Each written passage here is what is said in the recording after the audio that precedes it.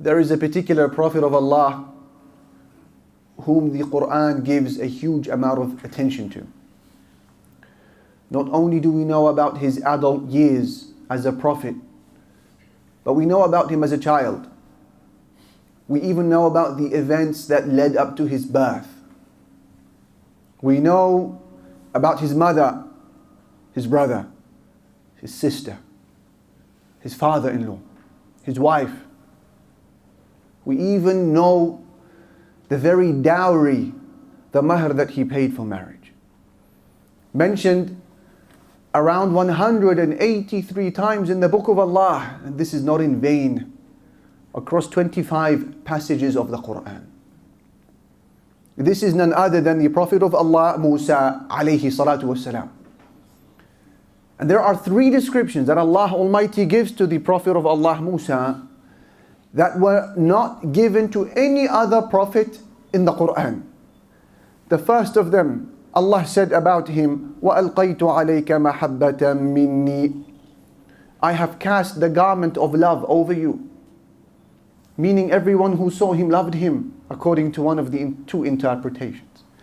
The second unique description to Musa, where Allah said to him, وَلِتُصْنَعَ عَلَىٰ عَيْنِي, so that you will be nurtured under my eye. And the third unique description given to this Nabiyul Kareem, honorable Prophet, is where Allah said about him, وَاصْطَنَعْتُكَ لِنَفْسِي, I have prepared you for myself, Allah said to him.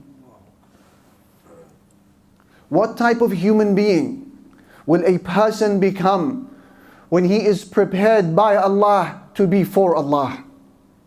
The outcome is Prophet Musa alayhi salam.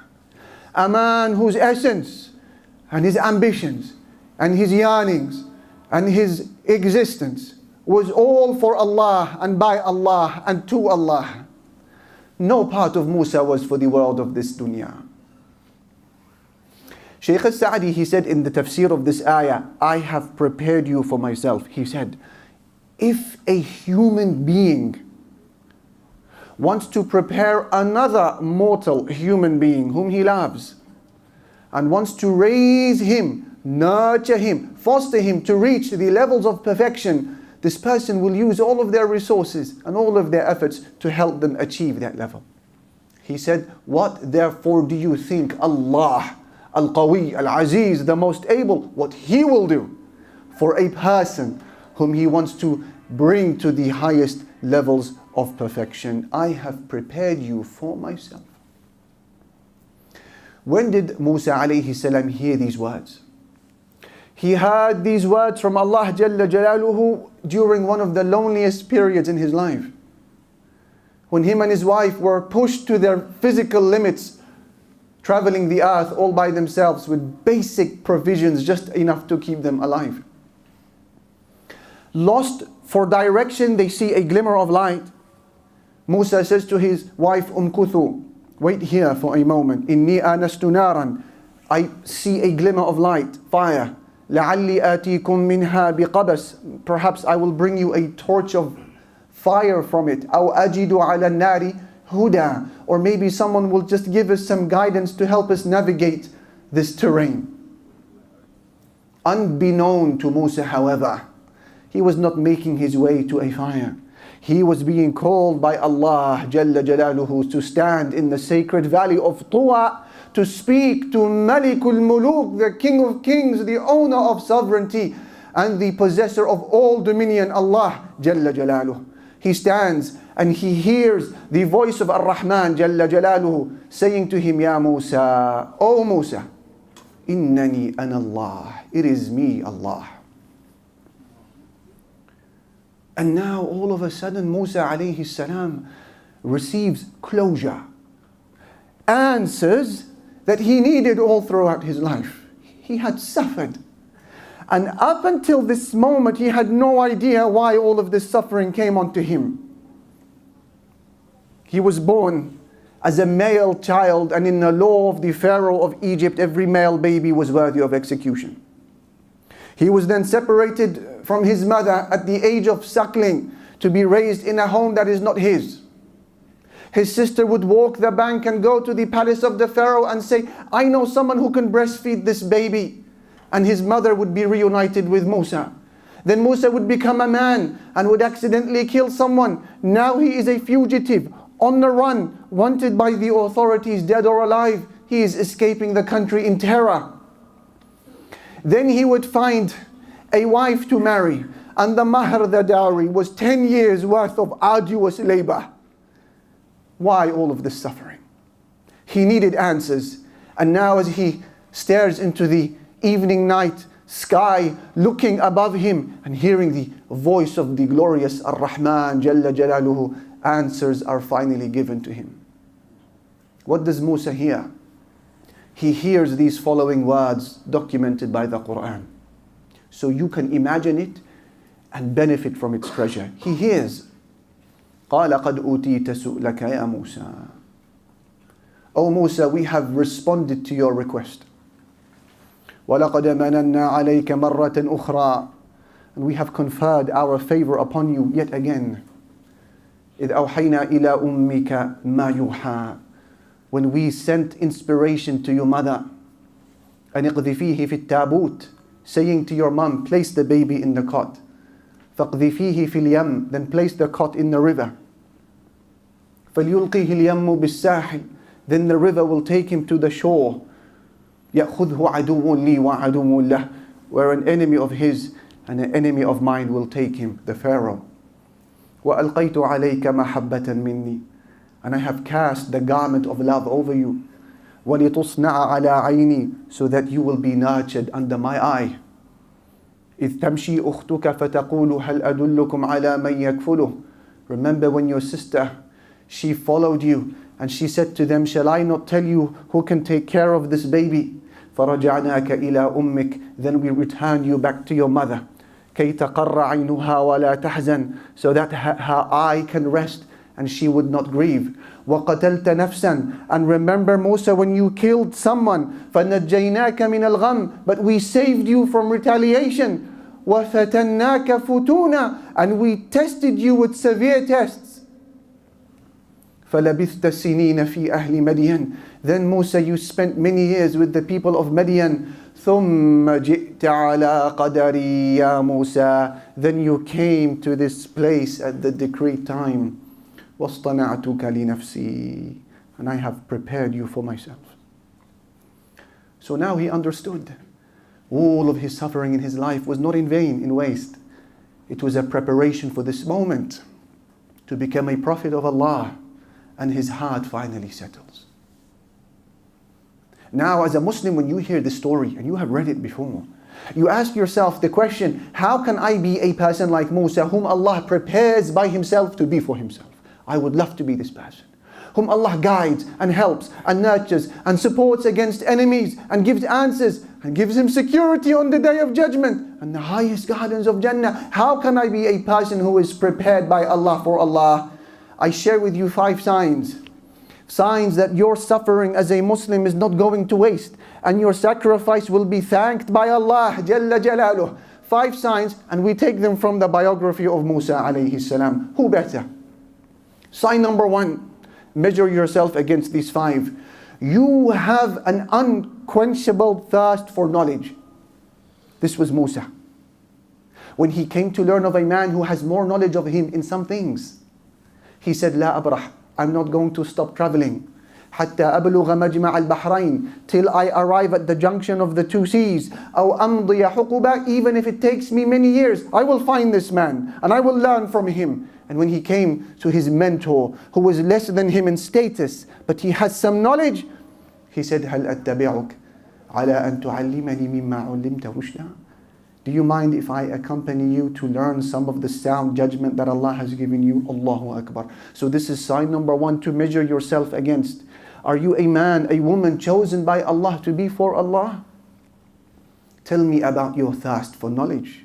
مَن يُرِدِ اللَّهُ بِهِ خَيْرًا يُفَقِّهُ فِي الدِّينِ.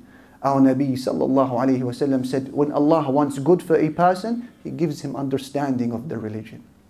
Sign number 2. You have a strong commitment to ibadah, worship, in all of its forms. The very first words Musa heard from Allah Jalla Jalaluhu in that sacred valley of Tuwa was فَاعْبُدْنِي, worship me.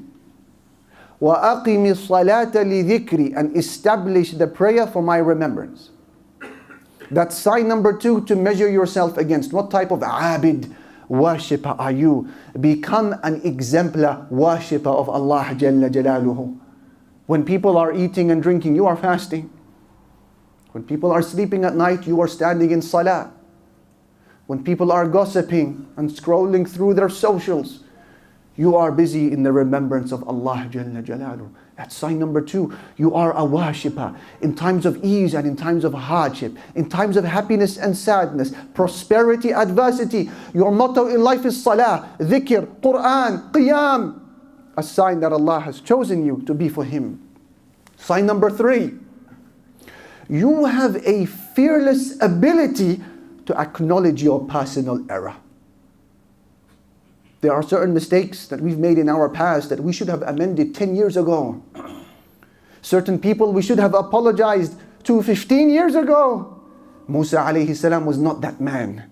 When he made a mistake, he was quick to say, Astaghfirullah, this is from shaitan, and he would make the changes in his life. When he saw 2 men fighting, and he underestimated his own strength, and he pushed the Egyptian and the man died, he didn't say, he deserves it, he's a roadman, troublesome, always fighting, always getting up to no good. I know what I'm doing, he's in the wrong, no apology from me. This wasn't Musa. He said, هذا من عمل الشيطان. This is from shaitan. إنه عدو مضل مبين. He's an enemy, openly leading people astray. Then he said, رب اغفر لي, my Lord forgive me. فغفر له, so Allah forgave him. إنه هو الغفور الرحيم. Allah is the forgiving and merciful. So this is sign number 3 to measure yourself against. How do you feel when someone advises you? Are you now thinking as a knee-jerk reaction how to advise him back, to give him a taste of his own medicine? How do you feel when you hear a khutbah like this, a dars, a meme, a lecture, a talk, whatever it may be, advising you? This is halal, this is haram. This dress is an obligation, this dress is impermissible. This business is halal, this business is haram. How do you feel? If you find yourself accepting the mistake, acknowledging your error, and rushing to make the change, abshir, good news, that's sign number 3 in your life, that Allah is preparing you to be for Him. Sign number 4, you have an unbreakable ethic of sabr, patience. Before he left Egypt and after, Musa alayhi salam suffered at every level. وَلَمْ يُرَى إِلَّا صَابِرًا مُحْتَسِبًا. Yet he was only ever seen patient. In fact, so great was his sabr, patience, that our Prophet ﷺ saw Musa as an example. And when things became tough for him and people harmed him, he would say, رَحِمَ اللَّهُ أَخِي Musa. May Allah have mercy on my brother Musa. قَدْ أُوذِيَ بِأَكْثَرَ مِنْ ذَلِكَ فَصَبَرَ. He suffered more than this, and he was patient. Patience with the commandments of Allah. Patience with the prohibitions of Allah. Patience with the qadar, the painful decrees of Allah. That's sign number 4 to measure yourself against. And 5, before I sit down, your 5th sign to measure yourself to see whether you are being prepared by Allah to be for Allah is that you have this desire to be of service to others. Musa sees 2 people fighting. He has to involve himself to settle the dispute. He did this twice. He sees 2 women who can't push and shove with men to water their animals. So he takes the initiative, brings the animals, waters them, hands them over, and walks away. Even when he was studying under his teacher and he saw things that he didn't like, he had to say something. So Musa was a man of ihsan, excellence, wanting to serve. It's not just about his ambitions and his career and his mirror reflection. وَلَمَّا بَلَغَ أَشُدَّهُ وَاسْتَوَى. Allah says when he reached his full age of maturity and became a man, آتَيْنَاهُ حُكْمًا وَعِلْمًا. We gave him wisdom and knowledge. Why? وَكَذَلِكَ نَجْزِي الْمُحْسِنِينَ. Because Musa was a man who was of excellence, of service to others. These are 5 signs to measure yourself against to see whether you are for Allah, by Allah and for Allah. We said number 1, a thirst for knowledge. Number 2, a commitment to ibadah. Number 3, a fearless acknowledgement of personal error. Number 4, an ethic of sabr, patience. You're not quick to snap. And number 5, you have a longing to be of khidmah, of service to others. Muawiyah al-Qushayri narrated that the Prophet Muhammad sallallahu alayhi wa sallam said, أنتم موفون 70 أمة أنتم خيرها وأكرمها على الله. You, O Muslims, he said, are the last of 70 nations Allah has created. Yet in the eyes of Allah, you are the greatest and most noble of all of those nations. But let's address the elephant in the room and be honest. When you hear narrations like this that speaks of our virtue of Muslims, as Muslims, and how Allah loves us as an ummah, you can't help but say, how do we understand the battered nature of our ummah that is being beaten black and blue wherever you look? Wherever you turn to look at the anatomy of this nation, you see nothing but bruises, cuts, wounds, and hemorrhage. You turn to China and you see the plight of the Uyghur Muslims ongoing, the ethnic cleansing of an entire community. Then you turn to Myanmar, Burma, and you see the Rohingyas, their plight is continuing. And you look towards India, towards what seems to be a genocide that is making its way to them. But then you turn to the Muslims of Yemen and you see a famine that is threatening the existence of the entire region. Then you turn to Syria, a decade-long war crushing our brothers and sisters there. You turn to Saudi Arabia. You see scholars and activists and people of khair lingering in the dungeons of the Gulf. You turn to Palestine. You see corruption at its core. And you see struggle at the other parts, and a siege and an illegal occupation. You turn to Gaza. You see your biggest open-air prison on planet Earth today. You turn to Al-Aqsa and you see our third holiest site being desecrated before the eyes of the international community. Where is this favored nation? How is it that we are these people in the eyes of Allah Jalla Jalaluhu, yet wherever you look you see nothing but carnage and pain and suffering and blood? For those who ask how and why, the response is the same as what Musa received from his Lord when he wondered, why am I suffering? He was told, وَاصْطَنَعْتُكَ لِنَفْسِي, I am preparing you for myself. The same way that the suffering of Musa alayhi salam was not because Allah hated him or because Allah had abandoned him, but because he was being prepared to lead Bani Israel out of Egypt. We are to see our pains in the same light. Allah has not hated us, nor has He abandoned us. مَا وَدَّعَكَ رَبُّكَ وَمَا قَلَى. These are preparatory events to allow the Muslims to take center stage and to lead humanity. And the process of preparing Musa for leadership is the same process that will apply to us. Why do you think his name was repeated 183 times in the Quran? Hikmah, wisdom. What was the process of preparing him as a leader? Separated him from his mother, separating him from the people he loved. And we too will have to be in the process, separated from the people we love and the places we love, even if it happens to be Al-Aqsa. But Musa was reunited with the people he loved, and Allah has promised that we sooner or later will be reunited with the people and places we love. The waves of the river Nile that bashed into his cot when he was still a suckling child are no different to the waves that bashed the Muslims through the Islamophobic industry all across the world. But the shore of the river Nile was near for Musa. And Allah has promised that our shore is just as near. He said, إِنَّ الَّذِينَ يُحَادُّونَ اللَّهَ وَرَسُولَهُ أُولَٰئِكَ فِي الْأَذَلِّينَ. Those who oppose Allah and His Messenger, they will be the debased ones. كتب الله لأغلبن أنا ورسلي إن الله قوي عزيز. Allah has already decreed that I, Allah, and my messengers will overcome. We shall prevail. Allah is mighty and Allah is wise.